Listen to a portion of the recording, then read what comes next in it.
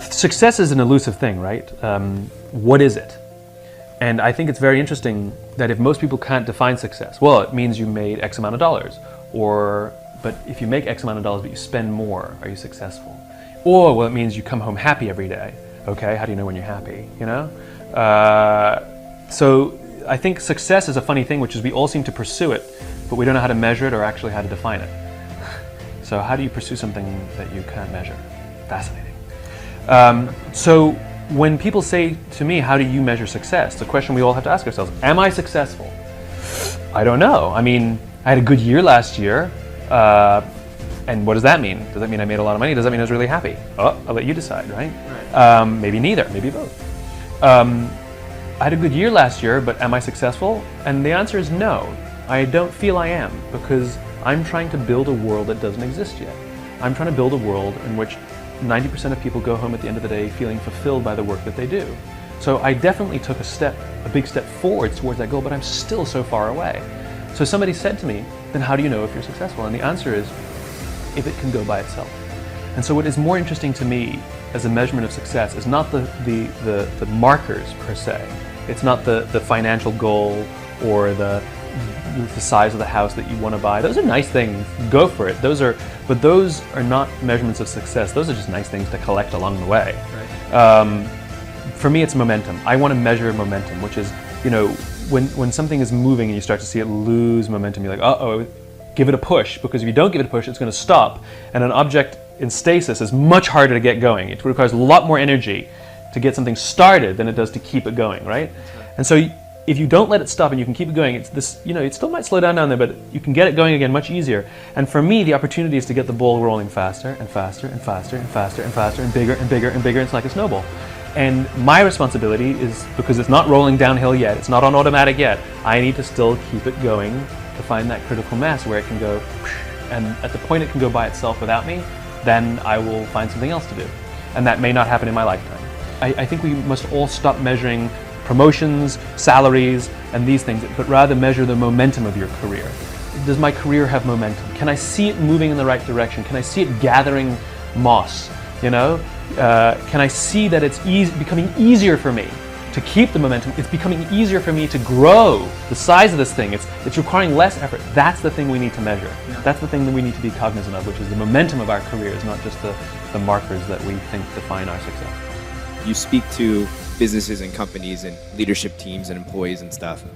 Without mentioning names, I don't want to put you on the spot, but have you gone and talked to a company that's been in trouble and then spoken to their team and then checked in on them after you've spoken to their leadership team? And what did that look like? Did you notice a noticeable change? Did they come to you and tell you that this has helped our organization out and our culture is much improved because of it?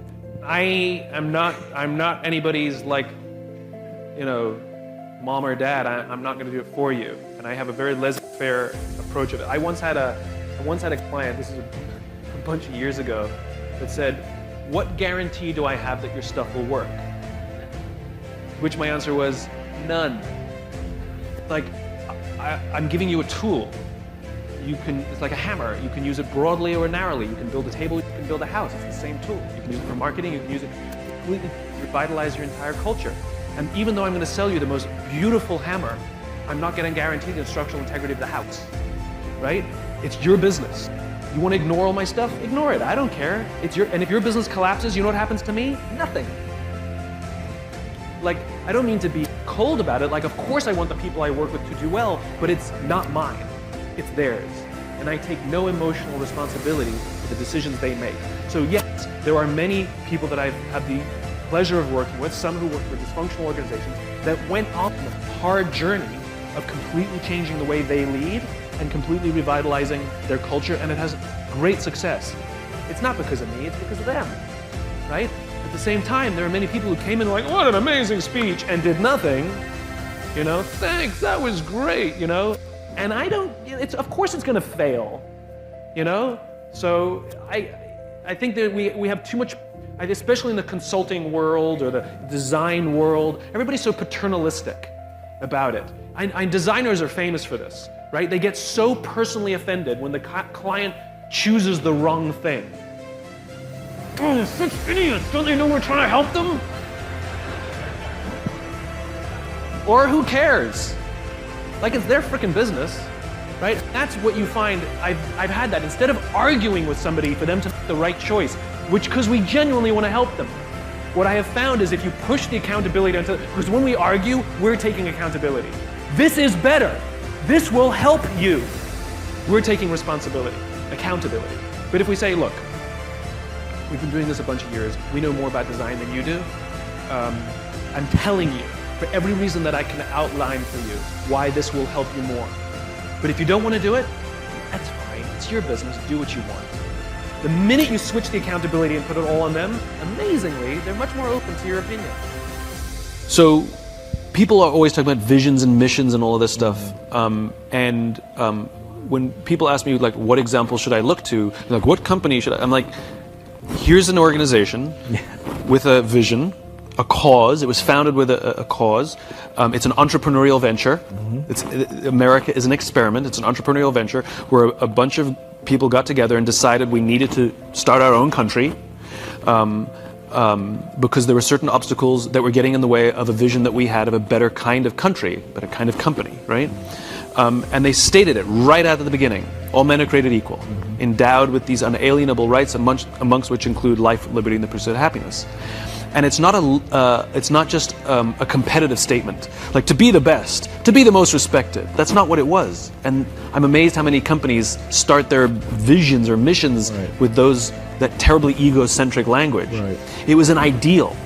And the amazing thing is we've been good at it and bad at it in our history, but it's endured for 240 plus years because we fundamentally believe that we are at our best when we're pursuing that. But it is an ideal. We will never actually achieve all people are equal, but we will die trying. And that's the point. And it's the same for a company, which is true vision inside a company, is something that has nothing to do with your product. It is an ideal to which you will attempt to build and advance that ideal through your company with your product. You'll never achieve the ideal, but you'll die trying, and this is what gives our work meaning. This is what gives our lives purpose, right? The difference between vision and a goal is the finish line. A goal is 26.2 miles. You can simply count the metrics and know when you've completed your goal. A vision is having a crystal clear sense of what the finish line looks like, but no idea of how far away it is. Wow. And the reality is you will spend your entire life never actually crossing the finish line, but the joy that every marathon you complete, you feel like you're getting closer. Every milestone that you accomplish makes you feel like you're getting closer and closer to the ideal, and this is what gives our life and our work meaning. How are you learning to better manage and motivate teams? I'm learning to manage teams by allowing the teams to do more themselves. There's a brilliant leader by the name of David Marquet, who wrote a book called Turn the Ship Around. And he had an experience as a submarine captain in the USS Santa Fe, where he realized that as much as he knew about submarining, he'd been a submariner his whole career, that put on this new submarine, he learned the hard way that he actually didn't know how the submarine worked. He made an order that nobody knew how to do it because that didn't exist on that side. And so he realized he had no choice but to trust his people. And he went through this transformation as a leader of telling everybody what to do to allowing people to tell him what should be done. And I've learned a lot from him, and I highly recommend his book. And I've really learned that, which is, at the top of the organization, as David says, the people have all the authority, and the leaders have all the authority, but at the bottom they have all the context, right? And so you can't just push all the context up, you have to push the authority down. And so the responsibility of leadership is to train people, make sure that they have the skill set, help build their confidence that they have the confidence to do what needs to be done. Yeah. They have to have competence and confidence. Right. And that's your job. That's the only job of the leader. It's like a parent. Make sure they have competence and confidence. Make sure your kids get schooling and make sure that they believe in themselves.